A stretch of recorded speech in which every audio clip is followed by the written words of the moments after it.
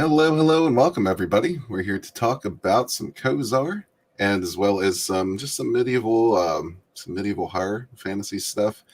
We got Clayton Barton in the house with us. How you doing, my man? Hey man, thanks for having me. That was an awesome intro. Thank you. I'm actually working on jazzing it up a little bit more. So Cool. I haven't gotten to use it for a while because I haven't been streaming too much outside of gazing into the abyss. A little busy, but we're going to try to do some more streams like this. And not just promo streams, just talking, chilling, having some fun, getting to know each other. They're the best streams. I enjoy those the most. Yeah, for sure. So you have a book. It's called Cosor Descent into Madness. Yes.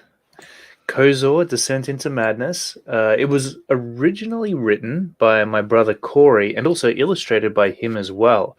However, for this edition, which is our first ever printing of the book, we've decided that we're going to remaster all of the artwork. So I'm going in over the top of it myself, rejigging the line art, fixing the colors, making them pop a little bit more, and just making sure that this is the very best version of the book that we can possibly get out there for people.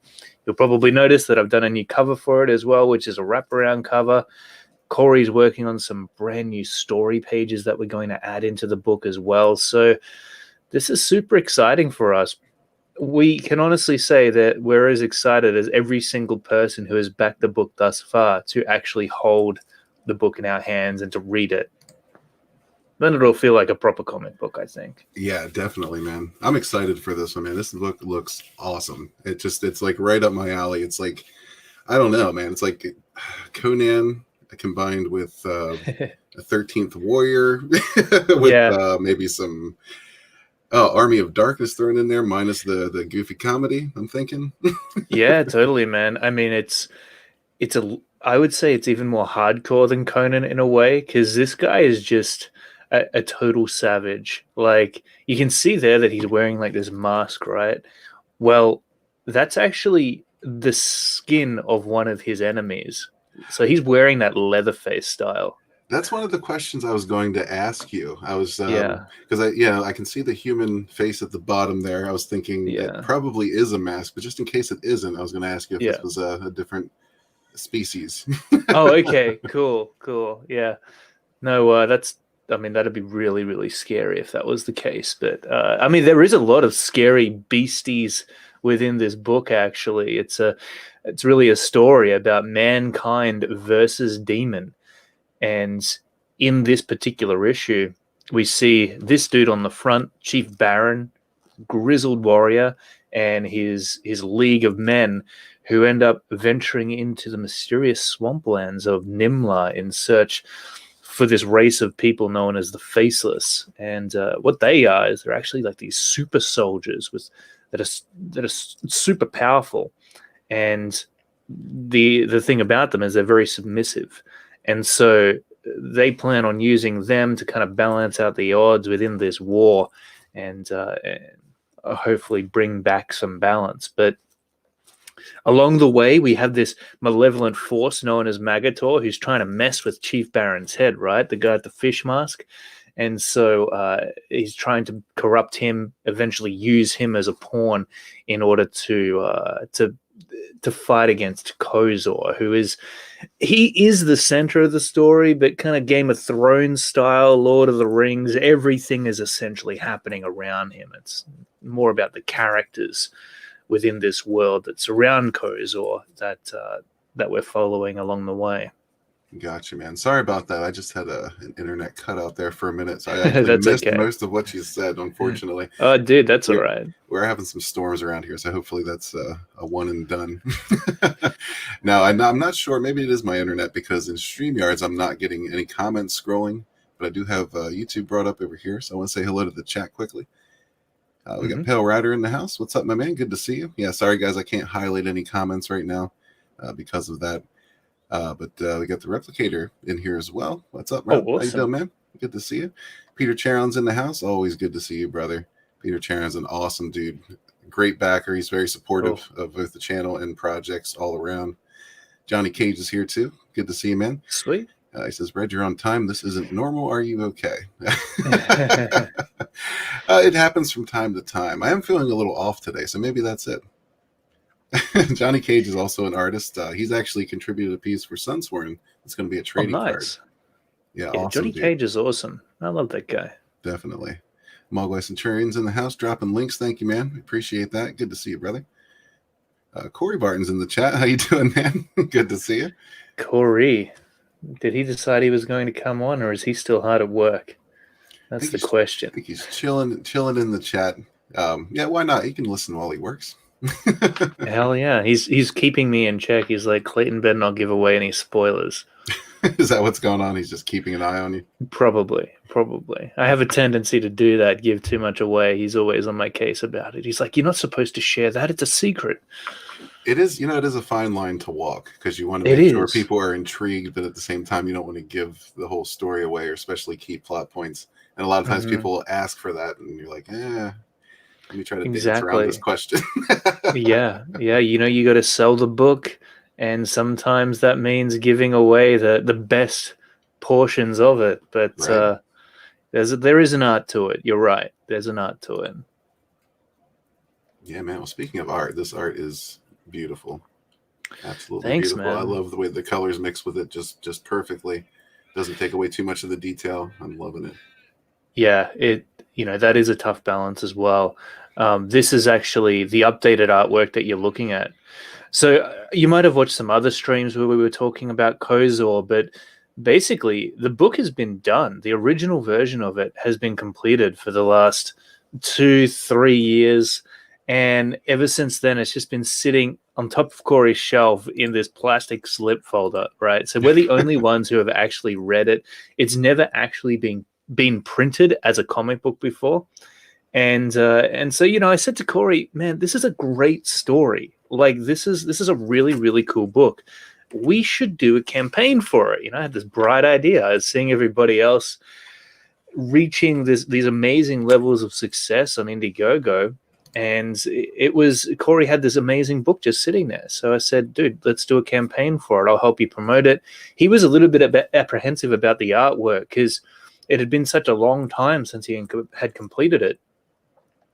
He felt like it wasn't quite up to par with the stuff that he was currently doing on Kozor 2, which is almost complete now. And so I said, hey, man, look, I'll make sure that everything is good to go. We're going to polish up this book. We're going to get that line art sorted, make the colors pop even more, do some new covers. We'll add in some additional story pages, and we'll really blow people's minds when we launch this campaign. And after that apprehension was turned to excitement, and he was much more game to go ahead with it. And then we set up a pre-launch page the very next day for the campaign. Well, that's awesome, man. Yeah, I was in a kind of a similar situation after The Last Jedi. That's really what inspired me to write Sunsworn. So I was kind of in the works. I wasn't really sure what I was going to do with it, but after being in this community for so long, I just decided this is the place it should be. Yeah, awesome. Yeah, that's awesome. Corey says it was on a nice, clean shelf, by the way. It was. I like to ham it up a bit. So it's a dusty shelf in his basement, but It definitely adds to the aesthetics and the imagination when you think of people picking up yeah, the old literature off the shelf and blowing the dust off of it. Like totally. this is what we've been looking for. We're actually thinking of making that a really rare award is giving away that, well, not giving away, but making available that original plastic slip folder with the pages in it, the first ever printing of Kozor. That's a really really rare collector's item. Yeah, that would be cool, man. But yeah, man, like I was really proud of Corey for creating this book. He dedicated himself. He's been working on Kozor without any recognition. No one else except me has really had the pleasure of experiencing this story. And so, he didn't really need an audience to just keep on pushing the pages out for this. And I think that when you're creating a comic book from the heart like that, that's when you're going to be getting the very best kind of stuff come out from a creator. So, Definitely. it's really great to have the amazing support that we've received thus far for the campaign. But what this is going to... I'll tell you what, if this is the art that he was afraid was not up to snuff, Corey was mistaken. Well, this is kind of where he's at now, right? So this is his variant cover that he's done up for the book. And, I've helped him out a lot along the way too. Like, that's the great thing about both being brothers and both being artists, is we're able to bounce ideas off of one another. We're able to ask each other for advice. And so he's really come a long way. Like, the way he draws women now is absolutely gorgeous. He's always had a knack for drawing monsters. You can see Magator in the background there. And the guy laying out on the table, you'll be shocked when you find out who that is in the book. But yeah, it's a great story. There's a lot of thrills and surprises along the way. That's cool. Now, is this the species that our protagonist is wearing for a mask? This is their skin. No, not quite. In fact, these ladies are actually his a part of, I guess you could call it, his harem of ladies. I don't know exactly why, but wherever this guy goes and lays down camp, he's got these insect ladies surrounding him, making sure that he's okay, looking after him. So look, I mean, he's a real alpha, this guy. Yeah, seems to be working for him, whatever he's doing. Yeah. Except, he's got all these women surrounding him, but he's a total asshole as well. So I don't know. Well, that's not too far from reality, now, is it? It's true. It's true, right? Assholes. See, Corey knows how Corey knows how it goes. Johnny Cage says Corey would cry. Don't force him to let go of that original Kozor comic. Yeah, I know. Well, it's even more sentimental because I think it was his wife that actually printed it for him. So we'd have to stick a pretty big price on it. Yeah, this looks great, man. Can you tell us a little bit about how we're going to begin in this adventure? So we begin with a nightmare sequence that actually that is unfolding before our eyes, and Chief Baron is having this vision of his daughter, which actually comes about in the first few pages of this preview that you're seeing in the campaign. And he's walking toward his daughter. She slowly turns, and on the other side of her face, which is hidden from him, we see this growth begin to spread across her being, as these grotesque horns and eyes and other gruesome details begin to form.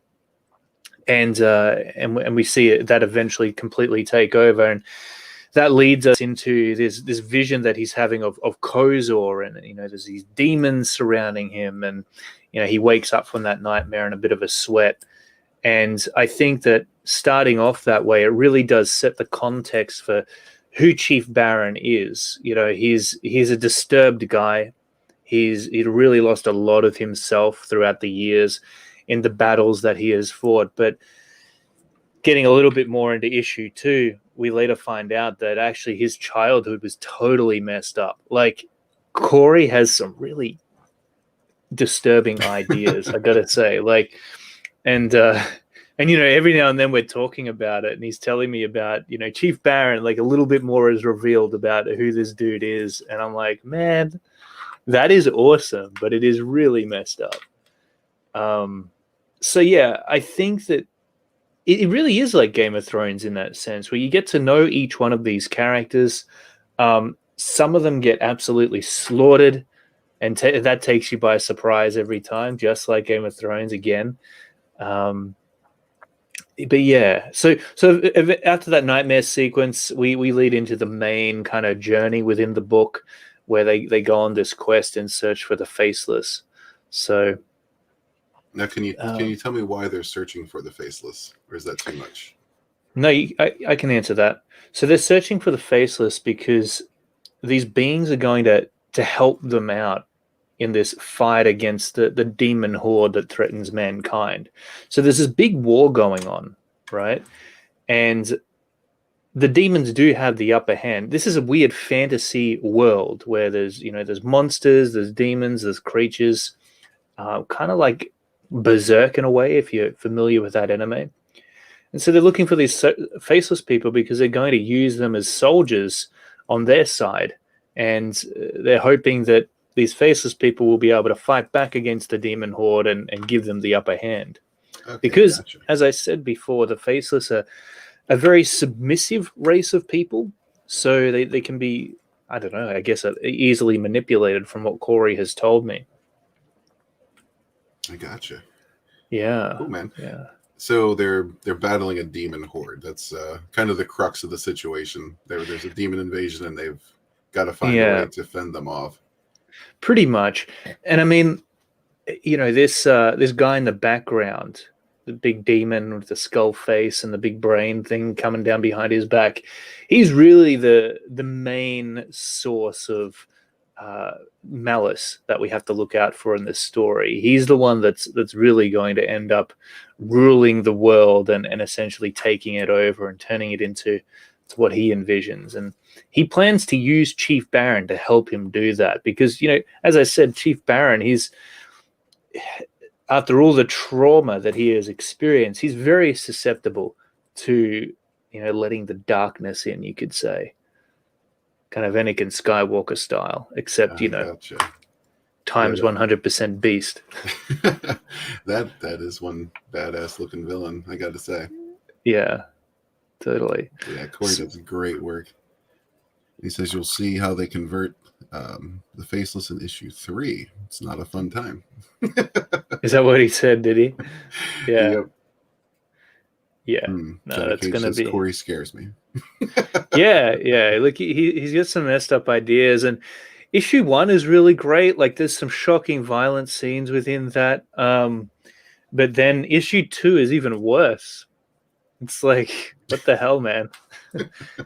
And by the time issue 1 comes out, which will be, we're planning on fulfilling this book March 2021. We've actually given ourselves more time than we really need because we're less worried about production on this one since 90% of it is done. We're only we're making some changes. We're putting in a few additions here and there. But what we're really worried about is this is our first time going to print with a comic book. So inevitably there's going to be obstacles that arise. And we just want to make sure that all our bases are covered so that we can guarantee that we're able to get this book to you guys by March 2021 or earlier. Yeah, that's a good call. Oh, we haven't checked out the trailer yet. Why don't I take this down and bring it back up and do that? Yeah, man, for sure. And then we'll talk a little about inspiration. Yeah, heck yeah, man. Sounds good.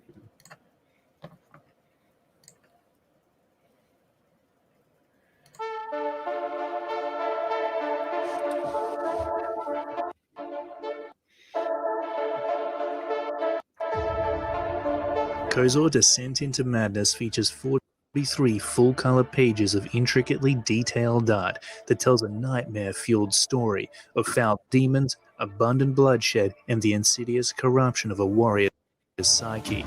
The story centers around a mighty warrior named Chief Baron and his clan of savage swordsmen who embark on a quest into the sacred swamplands of Nimla in search for the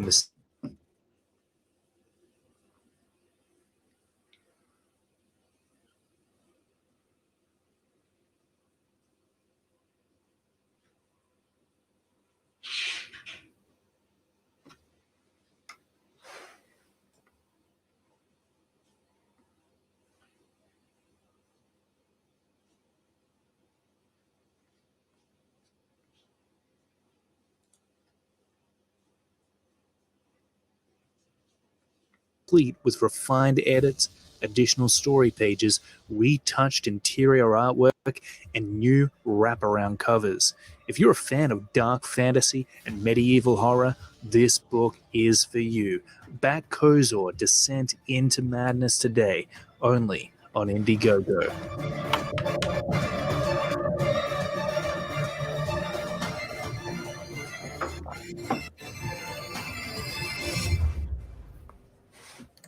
It's very cool, man. Awesome. Yeah, I see my internet's still a little fuzzy, so just bear with me here. Don't worry, man. But we've got It's all Carla good. joining us. How's it going, Carla? What's up, guys? What's up? Like, I was Hey. up in the back room and I could only see like the Cosor wallpaper. There was no Clayton, no Red Gaze, no nothing. I was okay. I guess I'll just wait. Yeah. Yeah, my How are internet's you kind of guys? gone in and out, so yeah, hopefully that's not too big of a problem. I'm doing Oh, well. right. It's all good. Yeah, I'm doing great. It's a pleasure to actually be talking with Red Gaze finally. Oh, yeah. I've seen you around a little bit, man. I just, for some reason we never got to chat until now. Yeah, man, we'll have to do some other things too. Just kind of hang out a Heck bit. yeah. Sounds good, man. You sound pretty cool. Like a cool guy to hang out with. Maybe you'll be a good influence. Thank you. I don't know about Maybe. that, but we got Paul Smith here. Good to see you, man. Thanks for stopping by. Says good morning from Tokyo. Wow, that's awesome. More chat is scrolling by in YouTube. Yeah, since my internet's kind of being goofy, I'm not getting all the chat in StreamYard. But Lola's in the chat. Hi, Lola. She may or may not be popping in at some point. Got Apollo Patriot in the chat too. Good to see you, man. Crack Rock is here. It says we talking feet. not today. Well, at least not yet. You never know. It might devolve into feet. These things happen. It could. That always can happen. It could happen anytime.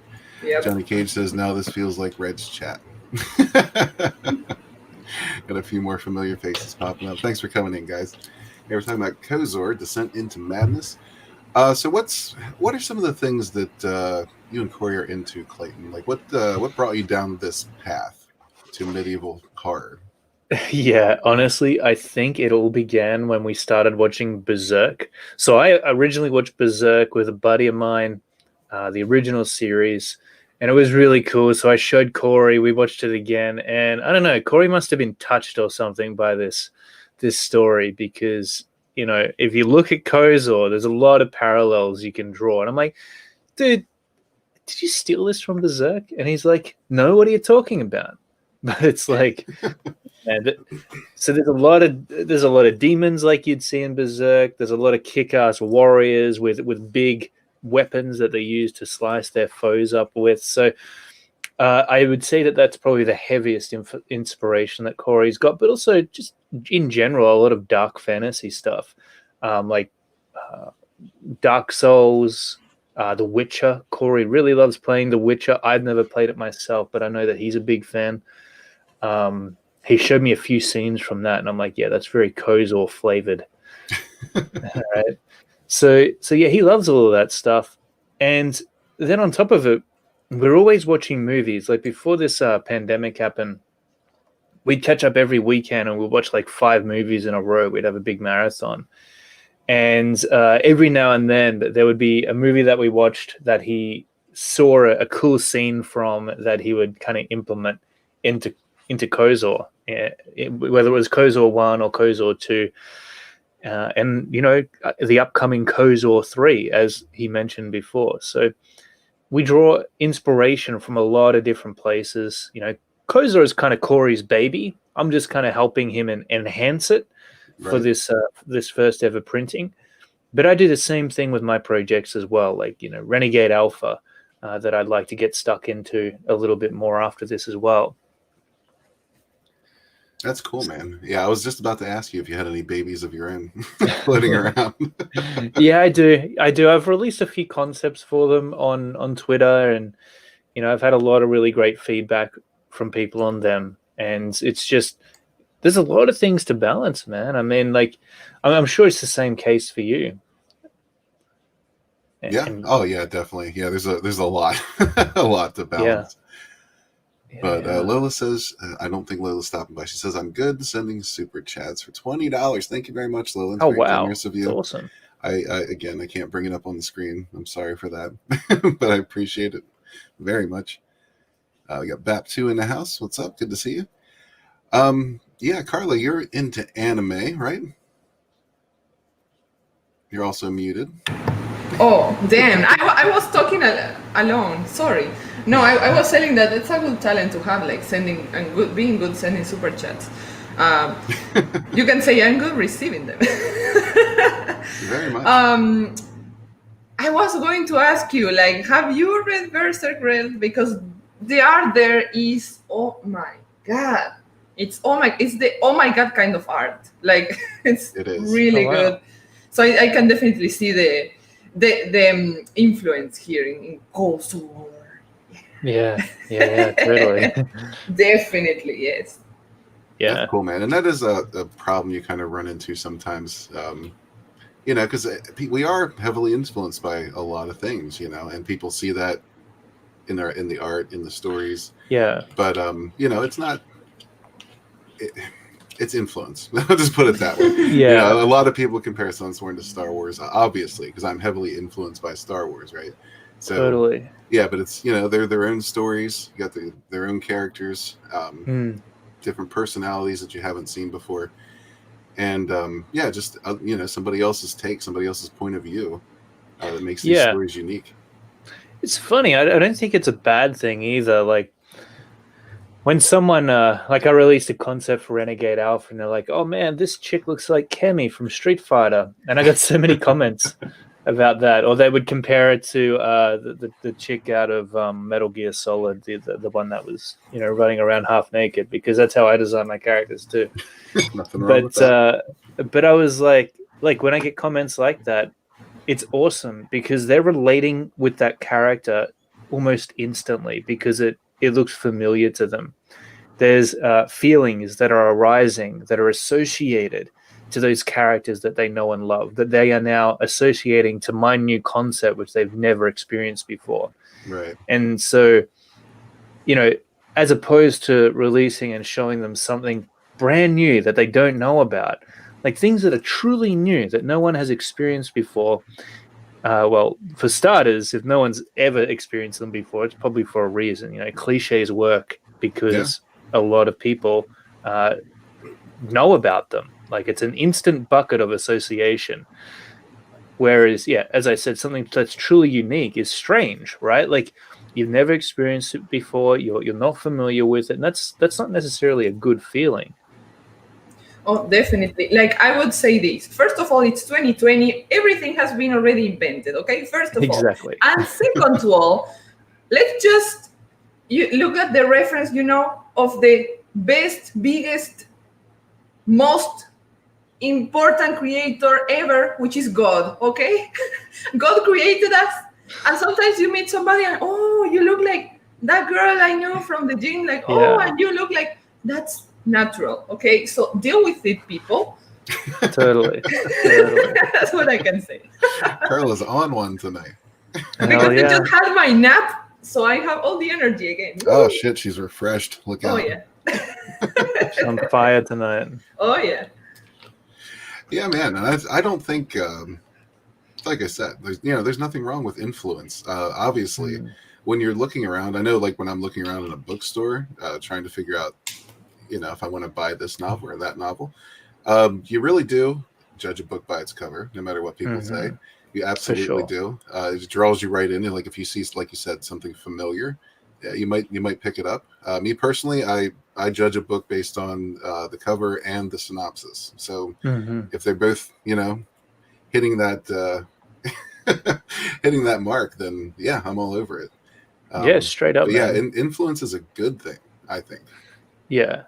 I mean, it's a strange balance because, you know, if you create something which is exactly the same, and you're kind of almost like you're really pushing on that in your marketing, I think that's when you can run into problems where people can't be bothered just experiencing another version of that thing.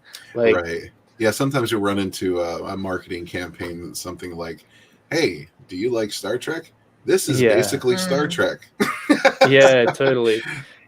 That's You probably kind of, not the best idea.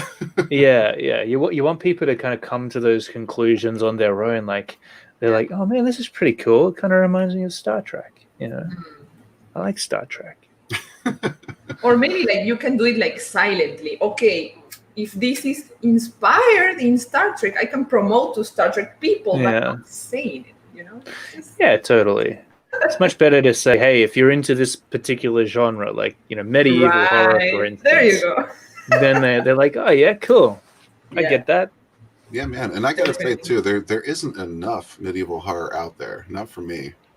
Yeah, It's, no, I mean, it's a really shallow, shallow point in the bucket there.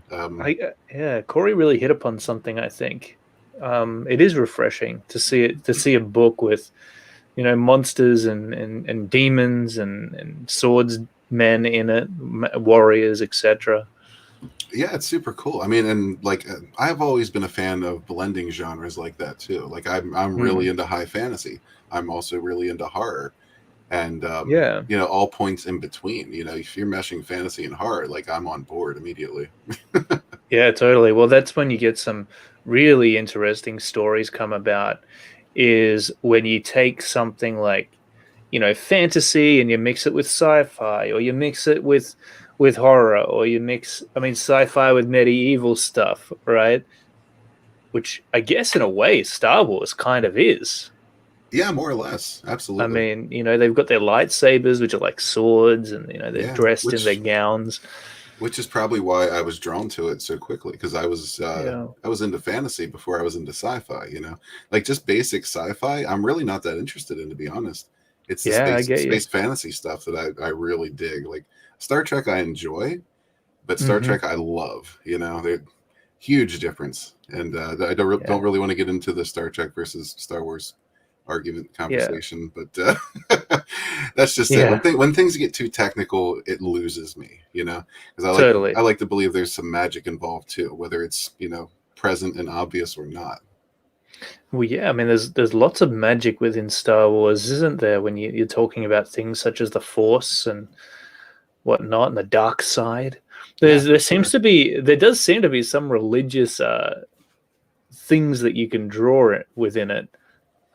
Definitely, and that's another cool thing about these stories is everybody kind of takes from it what they want. Totally, man.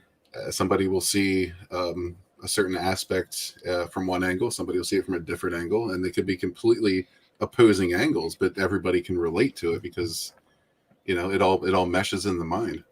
Yeah, heck yeah. I know that Star Wars was written using the hero's journey as a template to structure the story, and that a lot of movies, in fact, use this template. And it turns out that it's a very successful template. People seem to really resonate with that particular story structure. And there's also a little bit of mysteriousness associated with it too. I think that it works for a reason, that seems to be a structure that, I don't know, maybe we live out our lives in a similar structure. We're reluctant to try things sometimes. We try them and we change because of it. And that's kind of the hero's journey in a nutshell, in a very simplified, dumbed down way. It is, absolutely. It's kind of, it is things like it kind of is the Bible in a sense, Yeah. In some instances anyway. And who knows before that, man? I wonder what kind of story structures, cavemen were using on the walls of their cave when they were, painting on them. Yeah, man, that goes back to campfire stories, which is really a lost art, by the way. Absolutely, man. It is. It really is. I couldn't tell a campfire story to save my life. Yeah, I'd give it a shot, but probably not. Eric Vader's in the house. Good to see you, my man. I can see some comments. They're coming in slowly, but I'm still going to address you guys from the YouTube. Fatal J's in the house, too. Good to see you, brother. He says, I'm living the gays life. Thank you for that. Yeah, good to see you guys, man. So what do you think, Carla? Are you a fan of the hero's journey or not so much? Oh, definitely. There's nothing more like boring to see somebody that, oh yeah, they're already the best, they're already the most powerful, they're already, like, you want to see the struggle. What do you think Dragon Ball Z is so famous? Because we know Goku, since he was a little and he learned and he did all the training. He carried this turtle, a very heavy thing. We were there when he turned so we know that he deserves the power he has. We know where it comes from. Like, it makes sense.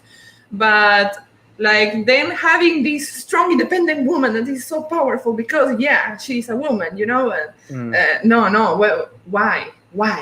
I need to get involved. And I don't care if you tell me, oh yeah, she trained for years. No, I have to see it. I have to get involved. I have to be emotionally attached to that, because that's, for me, the purpose of a good story, like, to get involved in it. That's why I see it, Yeah, it's all part of the process.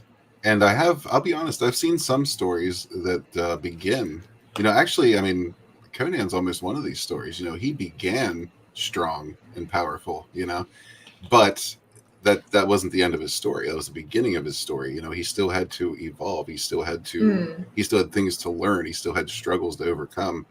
And that's when you have a story that has zero struggle or even minimal struggle, it's just boring. Of course. Yeah, man. I mean, the best stories are when the hero is pushed to their absolute limit, and you're at the point as the reader where you're sitting there going, holy shit, I don't think this guy, like, how's this guy going to get out of it? Like, how is he going to come out of this okay? And then he survived. It's one of the reasons I really love underdog stories. Yes. They touch me, man. To an underdog. Yeah, exactly. We've all been there. Mm-hmm. I think it's also very important, like, when you actually don't know if the hero or whoever is gonna make it alive or it's gonna make it, you really don't know, because then you have these other stories like, oh, of course he's gonna be alive, like, nothing's gonna happen to it, he's the protagonist, Totally. But when you really are there, like, oh my god, and sometimes they die, like, that's I think that's something that in the anime happens a lot, and that's why it's I think that's a secret for success. Like, you, as a writer, maybe as a writer, it's, I don't know. I don't talk by experience, because I don't know writing, and it's so hard in my opinion. But to kill your characters, maybe a lot of people will get upset, but sometimes people die, And when you see a story and you really don't know, anything can happen, because you say, okay, this writer, he could kill it. Oh, this writer, he could do this. He could make this complete turn of events, and that's exciting. Some writers, they just don't wanna, like, take risks, and everything ends up being the same, which is probably what's happening now. Yeah, and you touched on a point that one thing that irritates me is when you have stories where people die, but they're constantly coming back.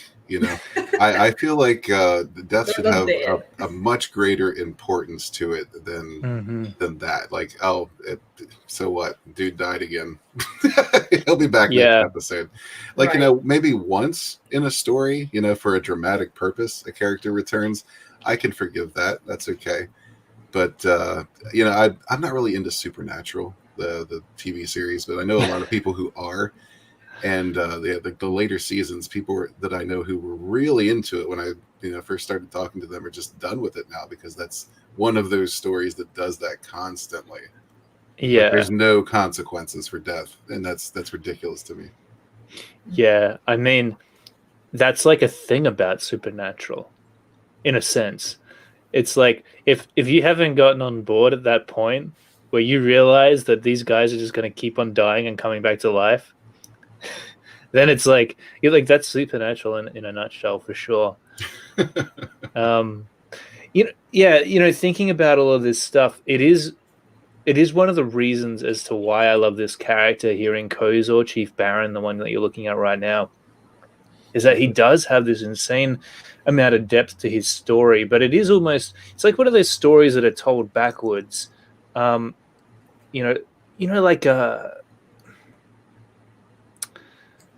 like there was some Breaking Bad episodes. I don't know if you're familiar with that TV series. I absolutely loved it. But there's a lot of movies like this as well, where like the writer will pull you in straight away by showing you the end result of where the story has led. Yeah. And then it'll kind of take you back in order to fill in exactly what has happened to lead up to that point. And so when you're looking at this guy here, Chief Baron, and you see how much of a badass he is, he's wearing the skin of his enemy. He's got these chains. He's just like, this guy looks like he's been through the ringer too many times. And you ask yourself, what the heck happened to this guy to turn him into this savage? He's got a problem in his eye there too. yeah, he's missing a freaking eye, right? And so, yeah, you do find that stuff out. Like Corey's completely and 100% fleshed it out. And I wish I could tell you just how fucked up this story is, but yeah, it would be giving away too much. But I'll just say that, this, he's got a daughter as well, and there's a whole thing between them in the book. So, it's cool. It's very different. It's not a superhero comic book for sure, and it's probably not even as straightforward as Conan the Barbarian, I would say. A little more depth, a little more involvement. Yeah, a little bit more. Like there's a lot of interesting relationships between the different characters that even I haven't properly woven together yet. Although I'm sure Corey's got it all worked out. Yeah, man. Paul Smith says that's why the new Star Wars sucks. No hero's journey. Yes, absolutely. Exactly. Yeah, you need that hero's journey for sure. Terrible. Got a problem for you, Carla. Johnny Cage says that's why I don't like Dragon Ball. There, I said it. Kill me. Oh no, not at all. Like the fact that I you love don't Dragon Ball like something, the fact that you don't like something doesn't mean it's good or bad. Like for example, my husband, he's Colombian. He loves salsa and ka-ching, and the trumpets. I can't stand listening to salsa, but I know it's quality music. I know it, right? You have to appreciate the quality, and then you can like it or not, because that comes with emotional attachment again with that. Right. I think that's the point of art in all its forms, in writing, in drawing, in painting, in whatever. You want to connect with the person that is not consuming, like but the reading or seeing the art, right? So yeah, everything good, Johnny. You're still welcome to my channel. Yeah, Johnny's awesome. I would never put Johnny Cage out for any reason. No, I don't want to make him angry either. I'm scared. Eric Vader says that's why I have one of my main die in the first couple of pages, and then he says they only come back 3 times. Yeah, and I think it's not only bringing them back only once if you're going to bring them back, but also bring them back like much later on when people really think that they're dead, and then you surprise them. You're like, oh no way, this dude or dudette is back. Yeah, it's definitely got to be like make a difference, and there needs to be a story element other than we missed the character, we need him back. Yeah, it can't be just to keep the story interesting. Yeah, I mean, if your whole story hinges on one character, then you have a problem anyway, I think. True, yeah. Controversial, Brett. That's right. Corey says it shows his future, middle, and past. He says it's more like a manga in that its own continuing story, and will have an end one day. There you go. Cool, and man. that's the right path. Well, no, Carla, that wasn't a shot at anybody who has like a one character book, but there's still characters. There's other characters in that story involved that may not have the spotlight. But if those characters weren't there, there would be no story. You know what I mean?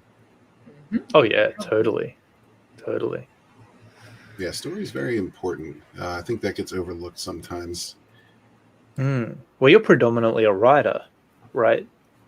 Yeah, I'm 100% a writer. I can't draw to save my life. Come on, Red. No. Red is lying. He's actually a good artist. He just needs a little bit more practice, but he actually has talent. Yeah, maybe it's there somewhere. So did you just learn to write on your own? or did you always have a knack for it, or did you study it at uni or school, or? English was always my favorite class. I enjoyed the creative Mhm. writing assignments. I more or less learned on my own. I have no formal training, but I've been Cool. kind of a student of R.A. Salvatore pretty much since I was 11 years old. His stories always just drew me right in. I love that guy. Like his writing style was just amazing, and one of the best compliments someone ever gave me who didn't even know I was into Salvatore was that my combat scenes are reminiscent of Salvatore's, which kind of floored me because I loved hearing that. I never That's expected amazing. it. Yeah, and Yeah. that's what drew me in about his work to begin with. I mean, all of his writing is good, but his combat scenes are just out of this world. Like you can see every detail of what's happening as he describes it, and that's what I try to emulate. Yeah, that's really cool, man. And it's interesting because, putting together Renegade Alpha, which is my book that I've been kind of, I've got it all drafted up, so it's ready to draw out. I started writing a script, but I found that telling the story in really rough images first was actually the way to go. Like I felt like it just flowed so much better. Have you ever tried that with your own stuff before? Just, even though you can't draw, actually laying down, like even just laying down visuals first and then adding words to it, like writing it out as words then. Because I don't know, as a writer, do you think in words or do you think in images? I've always had a very vivid imagination. Yeah. So I've never tried that.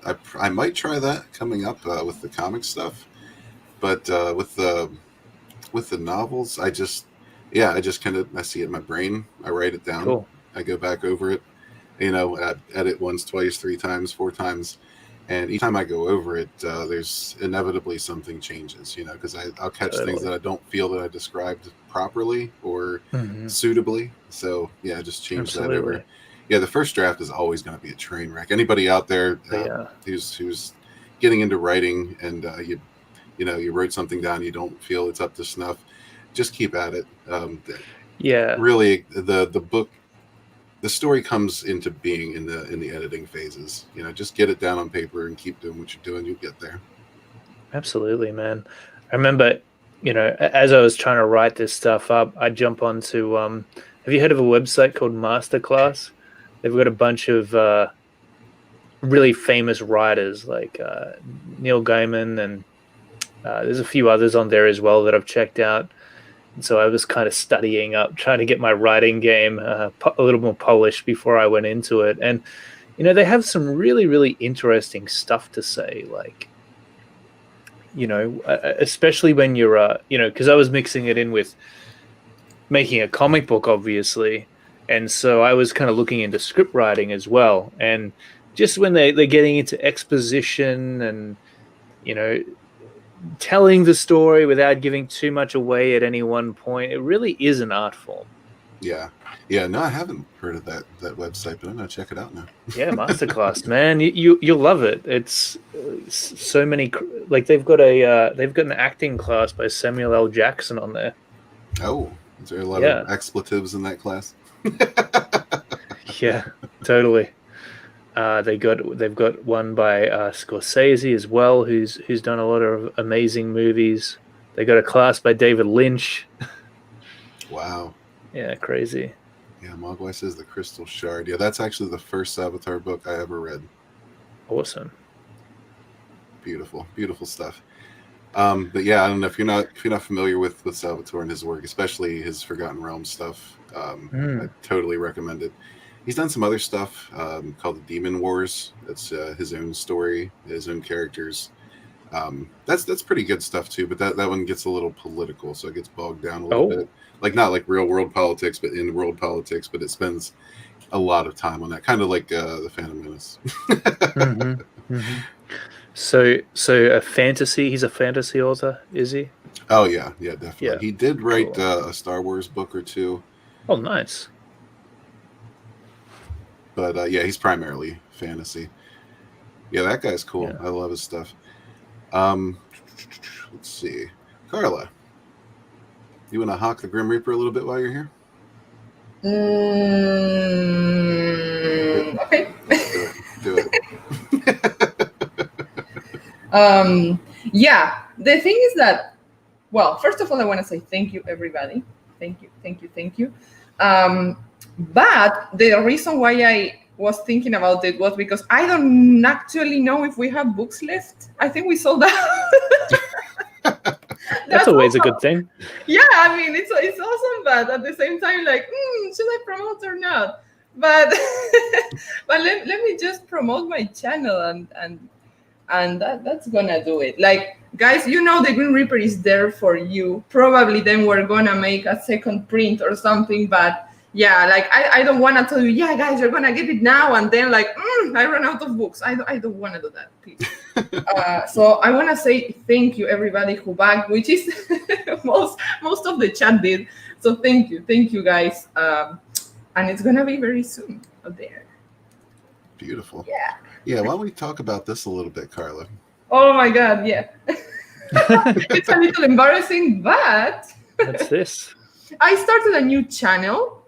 This is a blog channel in which is called Mangaka Mom, in which I'm gonna combine. Well, as you all know, I'm pregnant. I'm 5 months already. My God, that's so Congratulations! fun. Thank you so much. That's almost like me and my partner. We're about that. Yeah. Yeah. Oh my real. God.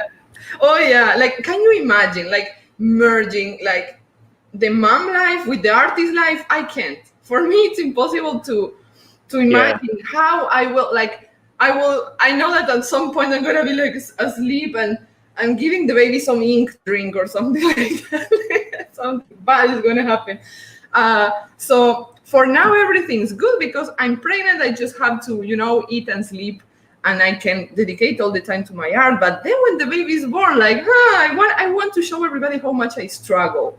So that's basically why I opened we were talking about that. Struggle is important for entertainment. I know. That's my hero's journey. That's awesome. So, yeah, definitely. And I also want to include some tutorials, I just want to show how I work and to teach a little bit of what I do, even if it's at the most like beginner level or something. Like, I want to like contribute, also make some fan art and have some fun, with all this manga anime vibe. Well, I just love manga and anime. So you guys, if you are interested in struggling women, anime, manga, and just, some fun talk, I'm very open and very spontaneous. So if you like that idea, look, I have 69 subscribers. Like, come on, you can get me to 70. That's all. 1 subscriber. So, that might be why people aren't subscribing, Carla, because they don't want to surpass that number. They probably think that's the perfect number for you. That's actually how I won that contest. I was number 69, and oh my God. Anyway, so yeah, thank you for everybody who's already supporting. Like, I only like it. I started this a week ago, and already 69 subscribers is a craziness. So thank you everybody who supported. And I also, I'm sorry, Red. I'm just making you go there and there and there. But I also wanna tell everybody to please check Mask John Speaks, which is John's show, because now we're doing like kind of our own things. He has this political comment kind of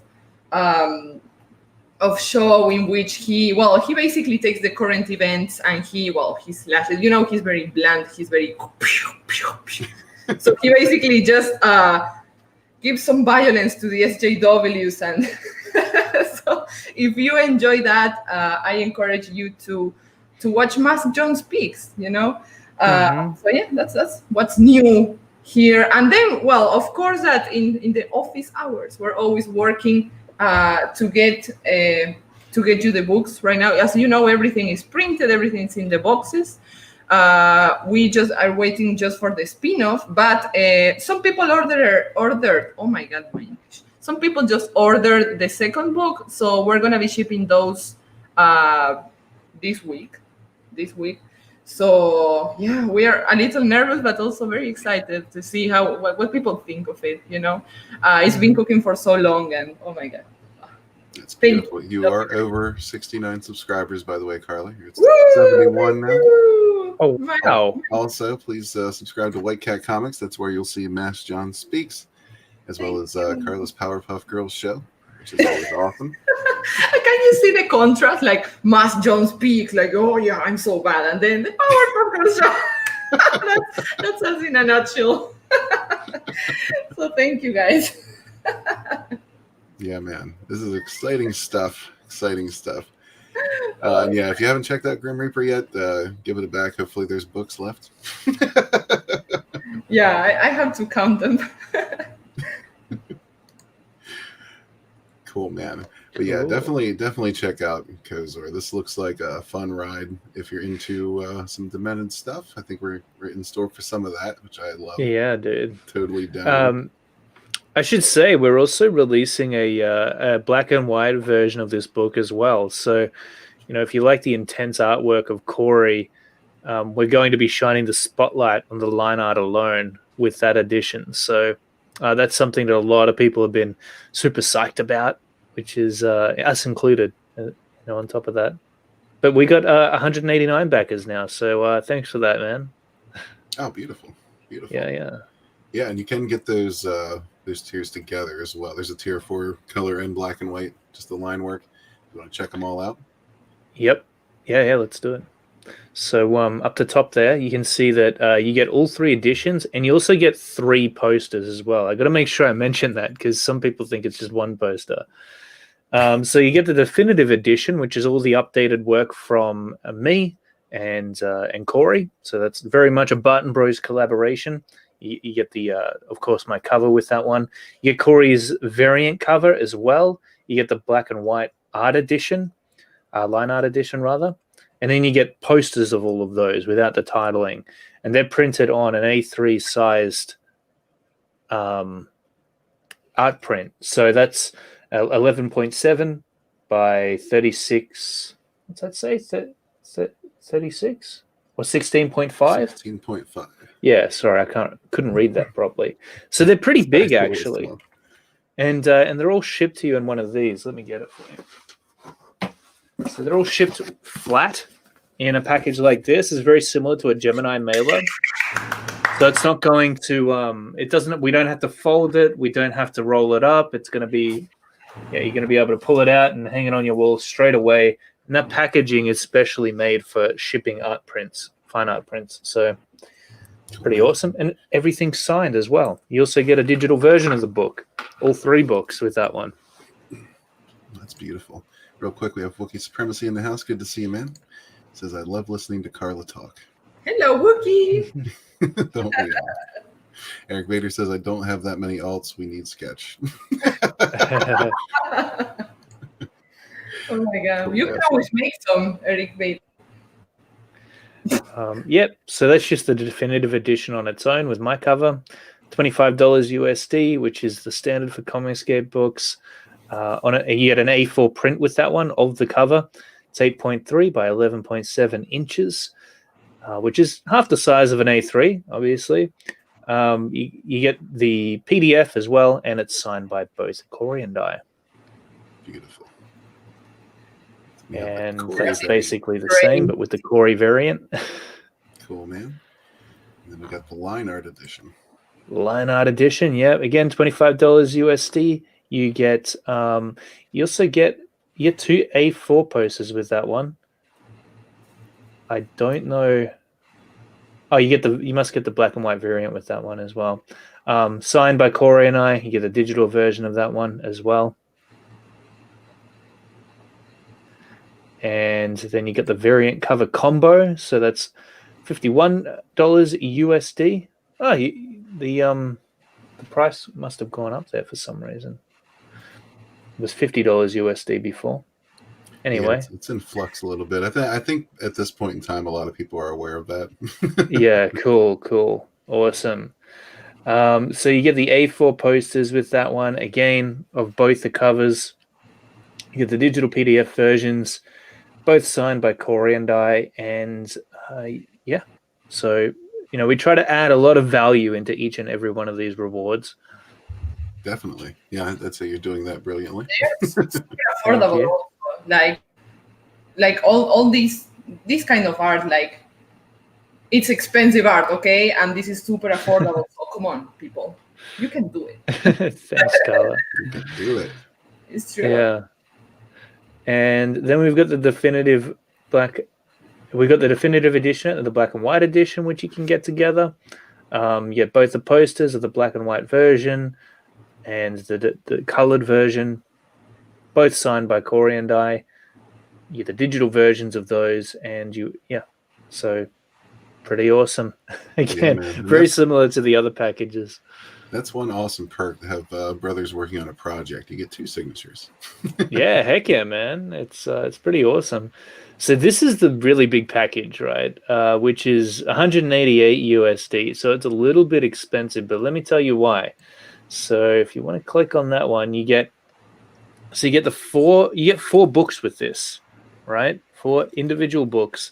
You get the definitive edition, you get the black and white Corey edition, the black and white line art edition, but then you also get the original version of the book, which is completely untouched by me and all of Corey's original stuff, original colors, original line art, original dialogue, and also the original cover on top of that. Now, we're only printing 50 of these, so it's an extremely rare collector's item. We're probably not going to print them again, so if that tickles your fancy, make sure you jump on board with it. But on top of that, you also get 5 A3 sized posters, which again are 11.7 by 16.5 inches, quite big. Make something a nice, beautiful pin up on your wall. You also get 3 exclusive collector cards. You get a Kozor bookmark and sticker, and most importantly, you get an original sketch by Corey, which is less of a sketch and more like a piece of finished penciled art. And then you get the digital versions of all of those as well, all signed by Corey and I. Yeah, so if you're a collector, this is your tier, man. Yeah, Definitely. And we've got 11 out of 50 claimed for that one. So there's about, I don't know, what does that mean, 39 left or so? Yeah, 39 left. Yeah. Got Brian McCann in the chat. What's up, man? He says, Kozor?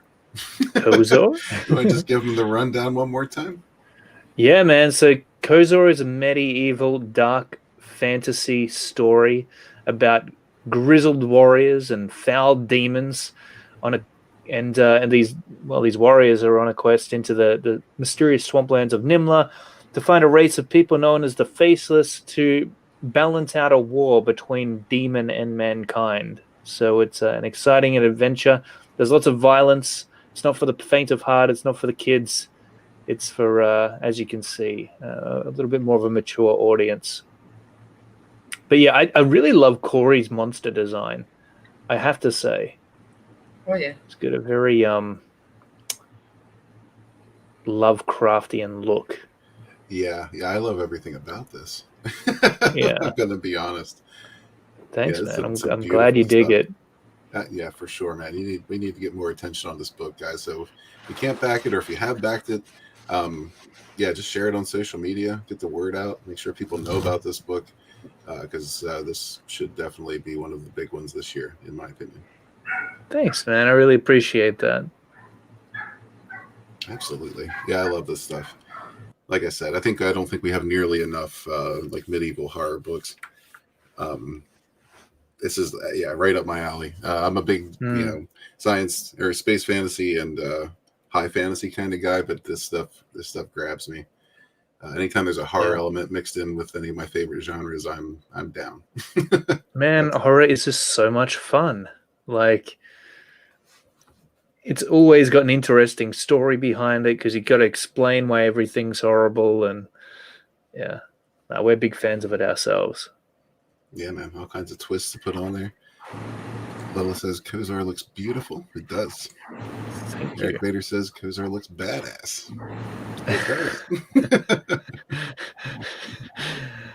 Yeah. No, it's awesome. It is a badass book. It's sick. So by the time we're fulfilling this one, Kozor 2 will actually be done as well, which is even bigger than this. It's going to be, so this one's 48 pages. Kozor 2 is 60 pages, might be over 60 pages. And then Corey at that point will be on to Kozor 3. So if you invest in the first ever printing of this issue, I can guarantee you there will be much more Kozor to come. Awesome. Yeah, that's great to hear. You guys are doing really well already. Yeah, man. We had an amazing first day. Like, being first time campaign launches, we couldn't have hoped for a better result. And it was really touching to see all the amazing support that got behind us on launch day. Everybody who we lined up on the streams, you know, a lot of people from CG had us on their shows and worked around our schedule and really helped make it happen for us. So we couldn't be more thankful. Yeah, absolutely. And I got to say, like, I understand the struggle for you guys being overseas as far as like stream scheduling goes, because man, that's quite a difference in scheduled time. And I know you guys are probably up late and up early all the time, trying to get on these streams. So yeah, I mean, we appreciate your effort too. No, man, it's all good. You know, this time right now is perfect for us. I'm not sure what time it is over there for you now. What, like 11 p.m. maybe? For me, it's 10 p.m. 10 p.m. Eastern Yeah. time, yeah.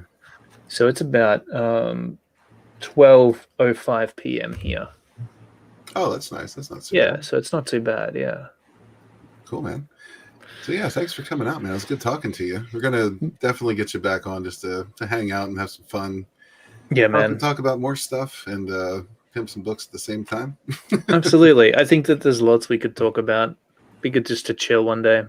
Absolutely. But before we go, Eric Vader was asking about the toys on your shelf. Oh yeah. he was just wondering what you got going on back there. So I've got a lot of Bishojo. I've got a big Bishojo girls figure collection happening. I really love those. They're very inspirational. We've got some Dragon Ball Z down the bottom there. Some lots of Frieza. Got Vegito in the background there as well. Some Piccolo, and then up the top I've got a big Spawn collection. And over to this side of me, we've got Guts from Berserk, which is a massive statue that I spent far too much money on.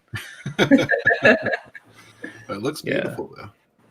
Thanks, man. I mean, it was crazy because the first day that I started unpacking it, I accidentally like dropped it on the ground a little bit too hard, and his arm fell off.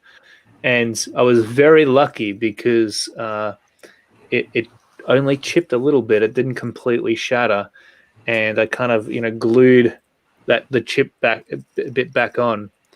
And he also has an additional arm that comes in the packaging as well. So I just made sure I put that one on instead. Cool, man. Well, if I don't do this quick, I got to have the obligatory. Please check out Sunsworn. Johnny Cage will yell at me if I don't do this. So Carl might too. Yes, please check out Sunsworn. This is a novel with a visual companion. You will not regret it. It's an awesome story, just the beginning of an epic saga. So please check that out as well. Don't forget Grim Reaper as well. Check that out. Vinny didn't show up, but check out Through the Woods if you haven't already. Also check out City of Venus. These are all awesome projects, man. But Kozor is the newest on the scene. It looks beautiful. I would encourage everybody to check this out, especially if you're into blood and guts, and awesome fantasy, demon invasions, all that cool stuff. Yeah, definitely get on board, man. Hell yeah. Check it out, guys. For sure. Yeah, thanks for coming, man. Good to talk to you. No worries, man. Carla, thank you for popping in as well. Always good having you. And yeah, everybody in the chat, thanks for coming. I appreciate you guys. Sorry, my internet was a little screwy today. I couldn't highlight as many comments as I would have liked, but appreciate you guys. You guys are awesome. You guys make the streams. So yeah, we'll catch you on the next one. Have a good night. Heck yeah. Bye-bye.